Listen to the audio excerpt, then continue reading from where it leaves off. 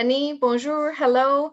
Uh, I'm Anne-Marie Kungl, and I have the pleasure of being with Sarah Lochhead tonight. And Sarah is the NDP candidate for the federal election for Barrie-Springwater-Oro-Medonte. So welcome, Sarah. It's a pleasure to have you with us.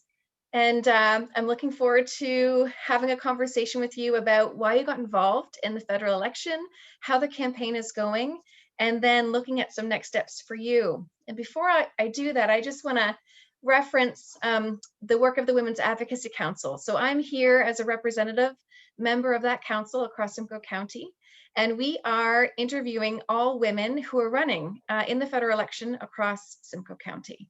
So it's a great pleasure to have seen many women step into the race, step into the conversation, shift the conversation, sorry about that, and having some really great dialogue at the door, on the phones, and you built some beautiful momentum. So I'd like to start off by saying congratulations on having a successful nomination, on being the representative for your riding. Very well done, incredible. Thank you so much. Can you share with us a little bit about why you got involved? Yeah, so we first met Anne-Marie at a virtual Pints and Politics event. And at the time I was thinking about, further down the line, maybe I'll get involved in my community in a different way. I've been, a champion for arts in this region, having founded Simcoe Contemporary Dancers over a decade ago. And that's now shifted hands, and I'm working in more of a consultation role. And so I was looking for ways to get involved.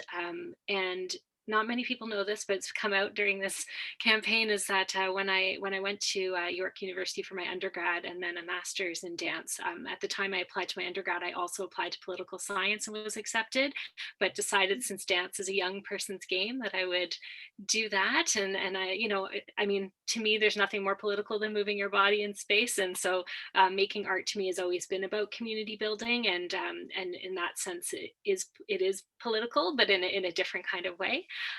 So yeah, I guess for me specifically with the federal race, I never imagined to jump into federal politics right away. To be honest, it's kind of like a deep dive really quickly. But I was, I was only 6 weeks postpartum when we went into first lockdown. And I was like doom scrolling with a little baby and just feeling pretty helpless and not seeing my voice, like in seeing caregivers and moms at the table. I was seeing a lot of people who didn't look like me or didn't represent the views that I held, making decisions that impacted my daily life. And I felt frustrated and powerless. And that anger has only built throughout the pandemic, to be fair. And I was checking my email for something completely different. I think I was looking for like an email about our place in childcare. Did we hear back? Kind of thing. And an email popped up from the Electoral District Association saying that they were accepting nominations for candidates for the election. And I turned to my husband and I said, "Oh, this just came up in my inbox. Like, what do you think?" And he was like, "Well, I think you should just go for it. Like, why not?"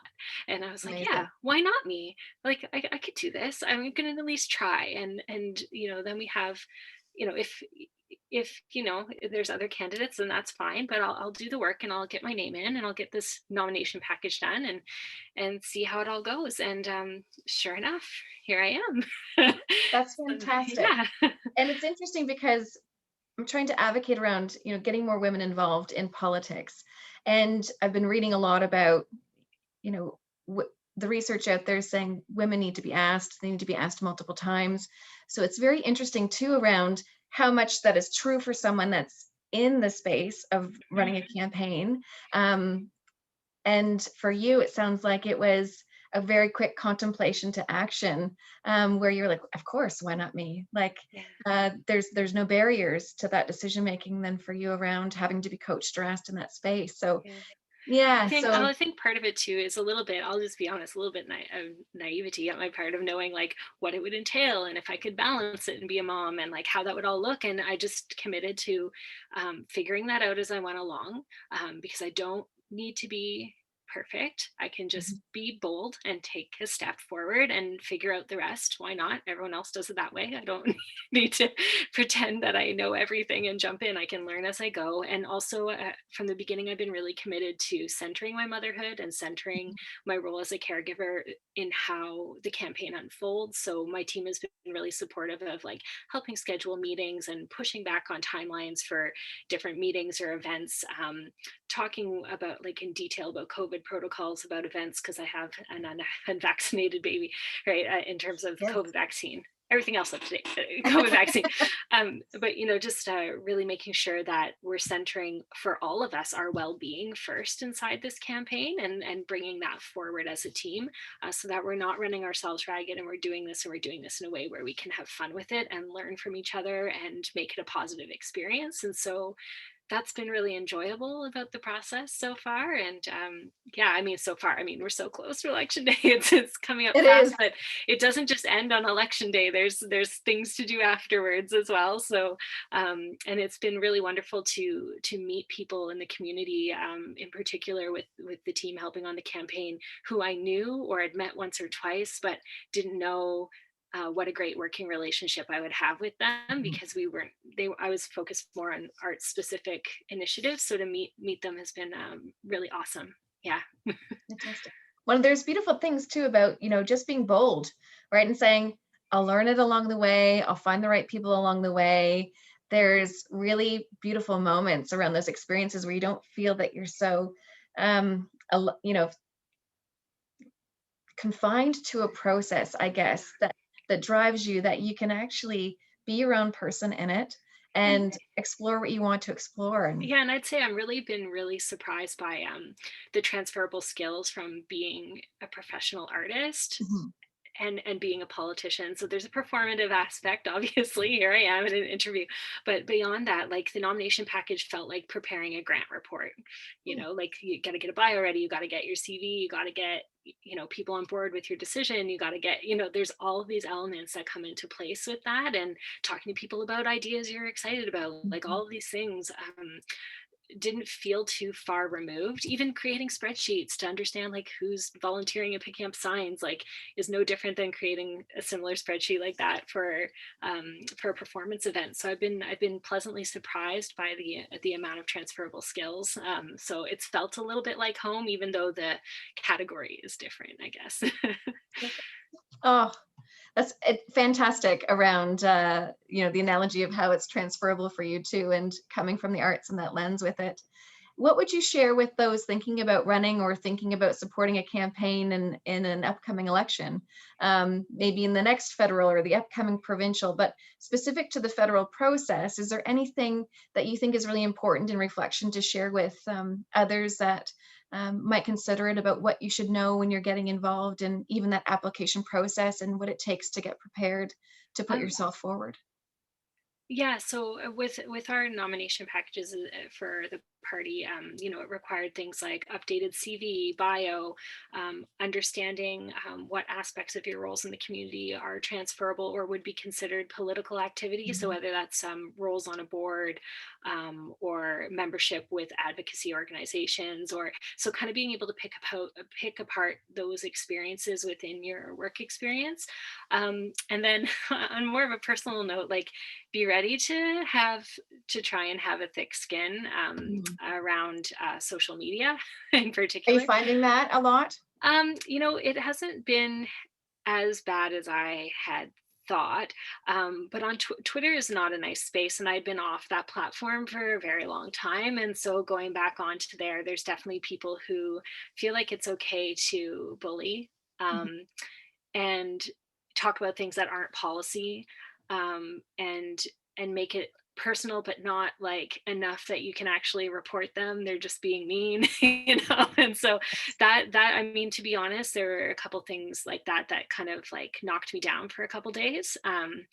And yeah, I just had to kind of move on from that and just decide, okay, I'm gonna just not be on that platform bit. I'll Mm. do like one retweet or a couple things a day, but I can't engage in that way.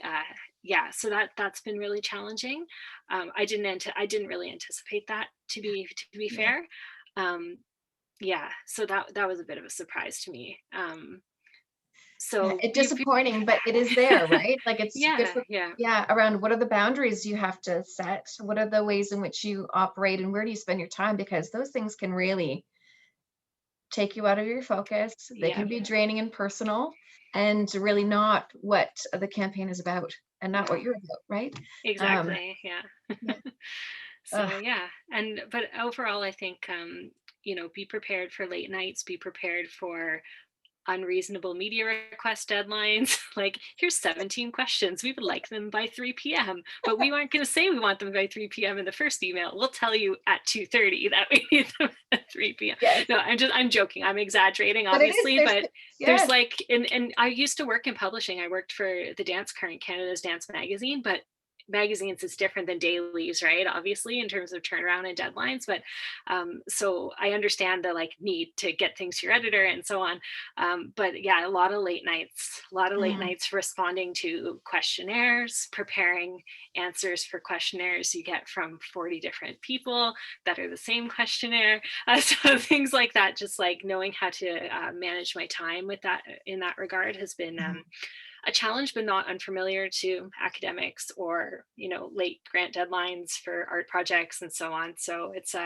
again Yeah. transferable, but definitely be prepared for late nights, I would say. Okay. And in your comment about how some of the questions are sometimes similar, but you're getting multiple different groups asking or responding, are you dealing with the media on your own? Or I'm seeing some campaigns, depending on, what people are good at or what type of volunteer steps in with different skill sets. Some like to hand off the media and, managing the social media accounts, and others like to be very hands-on and protective of the message, right, around it coming from them. What's been your preference for this campaign? Definitely things have been tag team with my campaign manager, Brandon. They have been Yes, Brandon. amazing. Mhm. Yeah. So it's been incredible. So the media requests I primarily handle on my own. And then I usually like bring them to one or two people on the team for feedback. So we have some members of the riding association as well who have different areas of expertise. So when I get a questionnaire about the environment, for example, I might say, okay, I only know this much about this issue. Do you have any more information or can you shed light on this? So there has been collaborative feedback in that respect. In terms of emails, we're tag team responding. So sometimes you might send an email and hear from me. Sometimes you may hear from Brandon. But for the most part, with media requests, yeah, it's been myself, and then obviously like going through the steps that are required to make sure that I have all the policy information accurate and get it out the door. So yeah, it's been quite grassroots in that regard. Mhm. But with social media, I manage my own personal accounts, and then Brandon manages the Barrie-Springwater-Oro-Medonte NDP accounts, and then we kind of like cross share the information that way. So yeah. That's helpful. I didn't prepare to ask you this question, so let me know if I've taken it too left field, but something quite unique, of course, in a federal election, even with provincial, that is a riding association. And could you share a little bit about like what a riding association does for you as a candidate, and then how do they support you along the way? That's a good question. So I wasn't really involved with the Riding Association before becoming a candidate. I can tell you from my experience that so the Riding Association does manage the finances for the campaign, as well as they have contact information for people who've been involved with the Riding Association. So that's the bulk of what they have beforehand, as Mhm. well as they're involved in the candidacy nomination process as well. And then during the campaign, they've been my go-to folks for information and support, and as well as helping recruit volunteers for things like sign delivery, sign design, postcard design, lit drop, that kind of stuff. So that's been the way that I've been working with them, and I plan to stay involved. Well, I mean, depending the outcome, obviously, Yes, but staying involved with the Riding Association as much as I can. Mhm. that's fantastic. And thank you for sharing that because it's a bit unique. So I only know the municipal experience, right, where there are no associations as a nonpartisan. So it's I think important for people to understand you've got that support network and you've got individuals that have a formal structure around a candidate Yeah. to really help with the journey along the way through a campaign. Yeah, I'd say informally as well. There's a lot of structure and support. So, for example, the NDP candidates who are running in Simcoe County, we all have like communications threads and are bouncing ideas off each other and talking about, how did you respond to this particular questionnaire? And like just sharing information and trying to combine our resources in that respect, in terms of even just lifting each other up. Like, I saw your debate last night, it was great. So just like, staying in touch with each other throughout this experience, because it is a unique experience as a candidate. So the only other people who really understand the Those that are in the it. Yeah. details of what's happening are those who are in it. Yeah. Yeah. Yeah. Oh, fantastic. So I want to ask a little bit about how can people help with your campaign? So knowing you've got your writing association and also other support networks out there, I'm assuming family, friends, of course, and those that are championing you along the way. But what is it that you could use with your campaign to assist you in the last couple of days? What's been the most valuable? And how have volunteers showed up for you? Yeah, so volunteers. I'll start with the last question first. So volunteers have shown up in a really big way. We've had people who've helped on past campaigns who are like, "This is what I did last time. Do you want me to just do that again?" Other people who have emailed saying, "This is my skill set. How can I support?" And we've had volunteers come out on some door knocking. We've had volunteers do sign delivery to people who've requested signs. We've had people do literature drops where they're just, passing out the postcards via mailbox to people in their neighborhood, Mhm. essentially. So that's the primary way that volunteers have been supporting. In this last weekend, what I would say is, we do still have some postcards. So if you want to hit up your neighborhood with some postcards, you can email me at sarah.lochhead@ndp.ca, or hit me up on social. At my handle is Sarah Lochhead on all the platforms. So you can hit me up there and I can get you some postcards, where we might be doing like a bit of a casual meetup at Queen's Park on Saturday afternoon in Barrie, Thanks. just to pass out postcards if people want to come and help and just do some last minute on that. But above and beyond that, I would say if you want to help support the campaign, you can share our messaging on social, text 3 friends, ask them what their plan to vote is, drive someone who can't get there to their polling station on election day. Like, getting people out to vote, I think is beyond partisanship and Mhm. beyond my nomination. Like, that's the most important thing, and that is a really big challenge for a lot of people, especially during the pandemic, who might not feel comfortable taking public transit. The polling stations are not in their usual place right now. They're not at the school down the street. They're in different buildings. So all of those things in mind, yeah, the more you can just ask someone what their plan is to vote and how you can help get them to the polls, I think is another really big way to support. That's amazing. And as people think about going to the polls, is there some messaging you want to share about your platform or anything in particular to women's issues or what you're passionate about that you bring to the table in this election? Yeah, absolutely. So, I mean, key for the NDP is affordability. For me, the thing that drew me to this party is its steadfastness in putting the collective above the individual, and we owe that to each other. We have a responsibility to each other to look Mhm. out for one another, and we can do that through policy. It doesn't have to be you versus the world when it comes to tax cuts or whatnot, right? Like, we need to take care of each other. So with affordability, I'm really excited about the fact that this, beyond things like universal basic income, which the NDP supports, we also want to put into legislation a means to stop gender bias in terms of wage discrimination. So that's huge. And also, we want to deliver a national action plan to end gender-based violence. So I know, we hear $10 daycare floating around a lot this election, and that is one measure to support women to bring us out of the she-cession of the pandemic. But there are other means as well, and other ways that we've been left behind for too long. And I really believe that, there's the universal childcare is one thing, but also looking at establishing a plan to address violence against Indigenous women, girls, and the LGBTQI2S plus people, as well as the action plan to end gender-based violence and making sure there's stable funding for shelter services. So those things are really key as well. Of course, I'm super proud of our environmental plan as well. I think it in general, the platform for the NDP, what I like is it doesn't silo issues. It's not like environment, we're going to do X, Y, Z, and like women's rights, we're going to do X, Y, Z. It's like, okay, how do these complex issues need a complex solution? Because the environment is not just about the environment. It's also about how we build infrastructure. It's also about affordable homes. It's also about food security and fresh water strategies. It's about all of those things. And I appreciate that there's been that thought in crafting and putting forward the bold ideas that the NDP has. Wonderful. Yeah. What would be any advice? This is me putting you on the spot just before we close it off. Advice to anyone thinking about getting involved, or words of reflection around where you're at, where you are now. A couple of days left. We're into the final weekend before the Monday vote.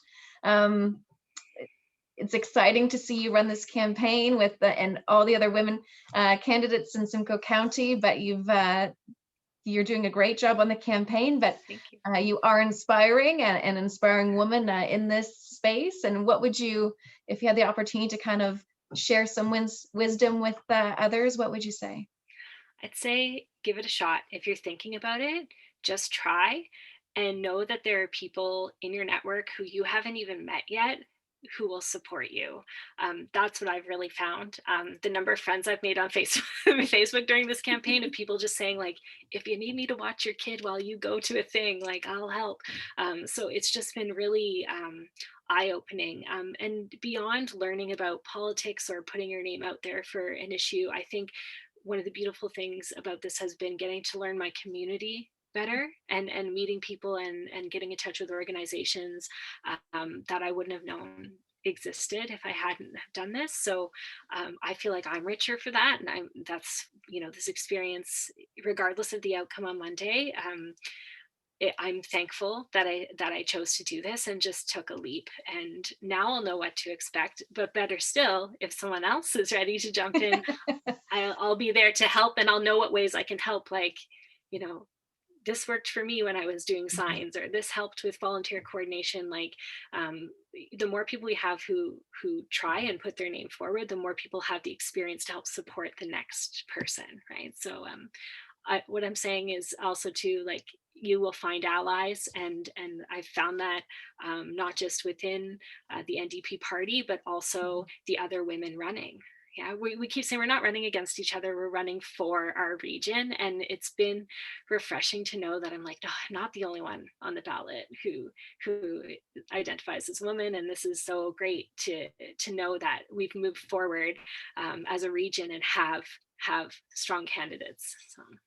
Thank you. And thank you for sharing that. And you also shared a bit that you are a mother. And that has been one, when we talk about women getting involved in politics, barriers, perceived or actual, there's all these different pieces, right? The gender gap, the wage gap, the balancing other demands in our lives. And for women too, sometimes it, that brings in caregiving and being a mother or being a guardian in some way.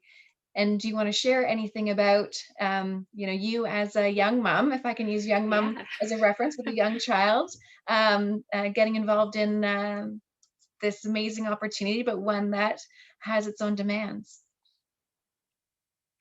Yeah, so it definitely has its own demands. And, I'm very fortunate to have a supportive partner who has been pulling overtime to help make things possible. But what I would say is that, what motivated me is knowing that I could tell Felix down the road that I did everything I could to make this world a better place for him, including run for federal office.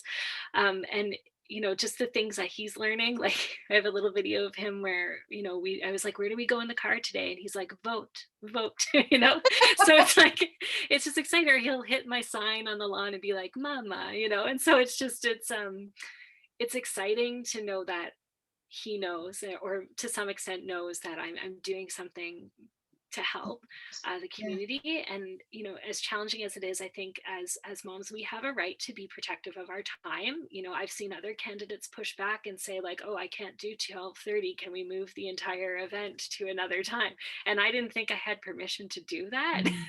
So knowing that, like, no, you can be protective of your time and say, yes, I can come, but I have to leave by 8:20. So I'm home for 8:30 bedtime. That's the latest we can stretch it, you know, and have a good day the next day. So not being afraid to ask for what you need, which is a big lesson, no matter what space you're in, I think in general, but True. Yes. yeah, but you know, in a space where it can feel really fast paced with, you know, turnaround times that are intense, to say like, no, actually, I can't even look at your questions until my partner is home from work. So I need two hands for everything else. So you will hear back from me at this time. I hope that's okay. You know, so just being really clear about your boundaries.